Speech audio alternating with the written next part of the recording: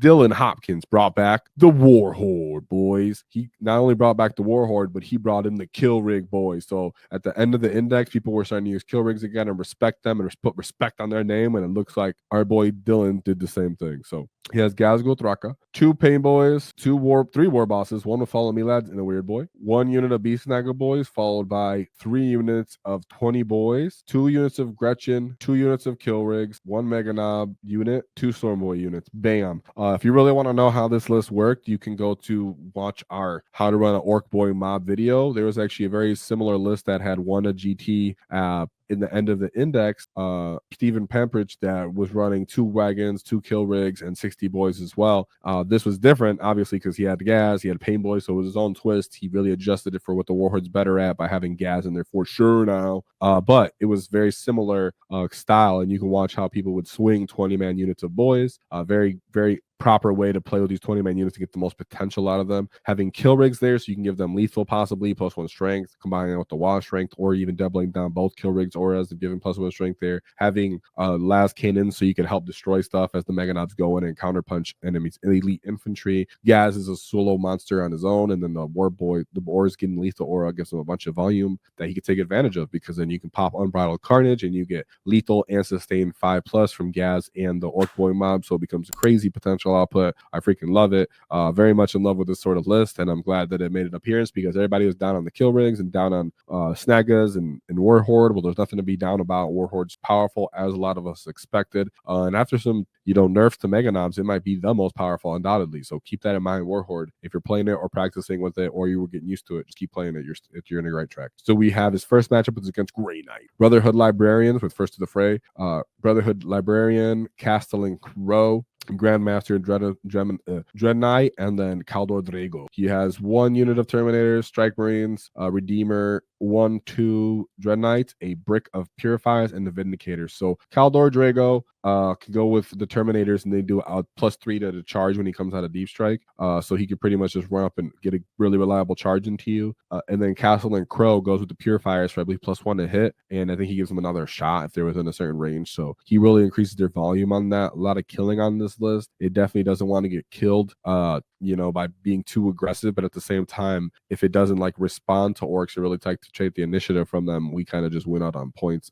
This would be a matchup you'd have to really hope that they whiff when they take the initial damage on you, just because Purifiers and Dreadnoughts can really mess you up, but they don't necessarily have the volume to reliably kill a bunch of Orc Boys, and Gaz will challenge the mid-table for something like these Terminators or these Dread Knights when they drop, to say, well, I'm going to get stuck in with you, and you can only pull yourself out of the combat one side of the field. So it comes up to you as the Orc player to understand how their abilities work and go, well, I'm going to move towards your Terminators. If you want to move your Purifiers now, you didn't move your Purifiers. Well, I have, here we go. So actually I get +2 to my charge, and I'll just stay outside of your 9-inch bubble, and I'll get +2 to it, and I'll just hope that I get this charge with the reroll. There's ways that you can possibly get around their movement shenanigans. It's up to you as Orc player to understand how those work and play them to your maximum potential, especially if you're playing something like War Horde, where you're like, ooh, these guys are really freaking annoying with their movement shenanigans, and I have 1 turn to kind of try to one-shot them. So they do somewhat have the volume, but at the same time, having Gaz on this matchup, I think makes a big difference, because his big man's unit will take all the damage from the Dread Knights, and then even if they charge in and try to kill the rest of the man's unit, Gaz in return can beat them up, hold them in place, your boys swarm it, grab the primary, keep playing the mission, then you outpoint them. So it's not an easy matchup by any means to start the games off with, especially with War Horde, but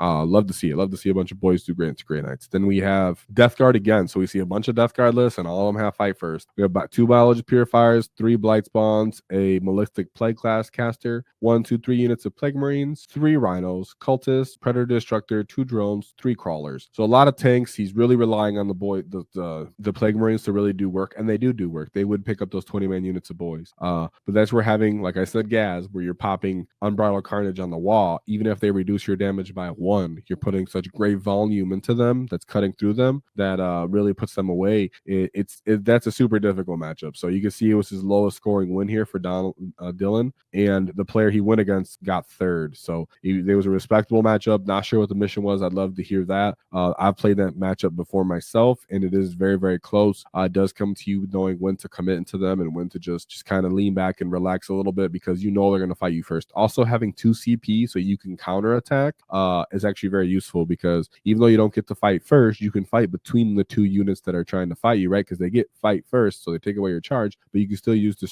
interrupt stratagem or the counterattack stratagem, so you can fight before one of those Plague Marine squads. So that makes a big deal, helpful in the matchup, especially when you have Gaz on that go turn. So fighting in death also helps you there too. And I'm not sure, did he have Nurgling? Sorry if he did, I want to see how many. He didn't have Nurgling, so you're not getting the -2 to hit. So that's a big difference too. So shout out to Dylan for overcoming that. Not an easy matchup. Then in his third game, he went into Ashley, who's an Eldar list. He had the Avatar, Death Jester, Farseer, our target way leaper, Night Spinner, 2 Shadow Specters, 3 support weapons, 2 Swooping Hawk, 2 units of Warp Spider, 3 units of Warp Spiders. If he would have combined these into like one big unit and then put the Flamers on there and got devastating, that could be an interesting way to kill some of these bricks, but none of these things are really enjoying seeing. Like, but they do have the Night Spinner to at least slow 1 unit, so you could slow the Gaz unit in this matchup. That would be annoying. But all being all, right, even Gaz popping Unbridled Carnage for Avatar Arcane for one of the different units on the list would really help in that matchup. So Eldar wouldn't really have any tools to deal with this many Orc units that feel no pains and bodies and just bodies, and even a diminished Orc unit could kind of deal with you. On top of the kill rigs possibly giving lethal or +1 strength so that the Avatar can get wounded easier. It's just, there's a bunch of different cool ways that game could be played. So ooh, sorry. And then in his 4th matchup, very respectable win, by the way. He had his 4th matchup with Doggos, so just Chaos Knights. He had the Dwarf Stalker, 1, 2, 3, 4, 5, 6 Brigands, 1, 2, 3, 4 Carnivores, Nurglings, and the Rodigus. Rodigus is something for real. He can reduce OC by 1. And he just has a dumb amount of wounds with his 4-up invuln, but he's still getting punched out by something like Orc Volume, and Gaz really helps in that too, so that's really awesome. I'm just really excited to see that Warhorde was doing so good here with just using a bunch of big 20-man units of boys, Gaz, and some kill rig. That's ridiculous, and if someone would have told you that happened, they wouldn't believe you. Even at an RTT level, that would be hard to believe in the current matchup and the path to victory he had into Death Guard and some hard lists that have, known to beat Orcs, he overcame those as well. So very cool. And then on his 5th matchup is Astra Militarum Scions. So it's Katie and Castellan. Command squads, 3 command squads, 3 Primaris Psychers, and Ursula Creed, bunch of Toroks, Turok Primes, some Rough Riders, 3 units of those, a bunch of Bulgrins, Kazarkins, 2 units of Kazarkins, and then a bunch of Scions. Very off meta list. It was obviously doing good since he had to play it at the end, and he got 2nd place at this event. I actually own a full Tempestus Scion army, so I actually know the rules for these combinations for the most part, with being able to put a bunch of AP on people and getting lethal and +1 to hit on the Scions. It is actually pretty good. It's just not good into Orcs because your glass cannons, and we're not really caring about these high value damage shots you're putting into us. We can take enough saves, a diminished unit runs into you and beats the crap out of you, especially with a bunch of bulk boy units. So it was a matchup for us into that 1 odd unit ball Master Militarum list, but knowing the Astra Militarum rules, he actually does great. So shout out to Dylan Hopkins for rocking the Warhorde and going undefeated for another 5-0 undefeated Orc list. If you enjoyed the clip, check out the full video here. If you'd like to see more tactics, click here. Let's get stuck in, lads!